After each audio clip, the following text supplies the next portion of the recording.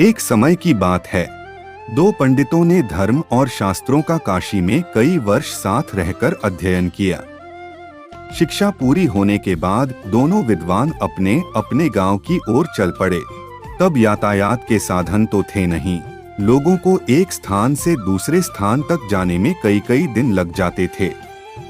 लोग दिन में चलते थे और रात में विश्राम करते थे। ये दोनों पंडित भी ऐसा ही कर रहे थे।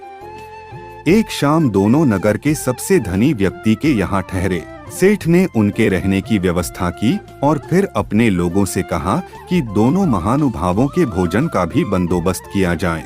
इस बीच समय पाकर धनी व्यक्ति दोनों पंडित के पास पहुंचा और उनसे चर्चा करने लगा। धनी व्यक्ति अनुभवी था। वह जान गया कि दोनों पंडितों में बहुत ज्यादा घमंड है, साथ ही दोनों एक दूसरे को मूर्ख समझते हैं। उन्होंने दोनों से अलग अलग बात कर एक दूसरे के बारे में भी पूछा। दोनों का जवाब सुनकर वो धनी व्यक्ति बहुत दुखी हुआ। उसने मन में विचार किया कि ये दोनों काशी जैसी जगह पर वर्षों अध्ययन करके आए हैं, लेकिन एक दूसरे का सम्मान करना नहीं सीखा। बहरहाल भोजन का समय हो गया था। धनी व्यक्ति ने दोनों को बड़े आदर पूर्वक भोजन कक्ष में बुलाया। एक की थाली में चारा और दूसरे की थाली में भूसा परोसा गया। यह देखकर दोनों पंडित आग बबूला हो गए। गुस्से में आकर कहने लगे कि क्या हम जानवर हैं जो यह चारा और भूसा खाएंगे? सेठ होकर तुम हमारा अपमान कर रहे हो। यह लक्ष्मी द्वारा सरस्वती का अपमान है। इस पर सेठ जी ने बड़ी ही शांति से जवाब दिया, एक की थाली में चारा और दूसरे को भूसा परोसा गया है, इसमें मेरा कोई दोष नहीं है। जब मैंने आप दोनों से पूछा तो आपने कहा था कि वह तो बैल है।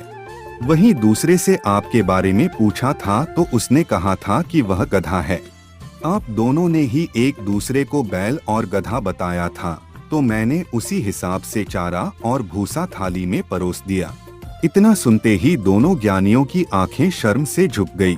उन्हें अपनी गलती का एहसास हो गया था। उन्होंने सेठ जी से क्षमा मांगी। एक दूसरे के प्रति ऐसी सोच रखने के लिए खेद भी जताया।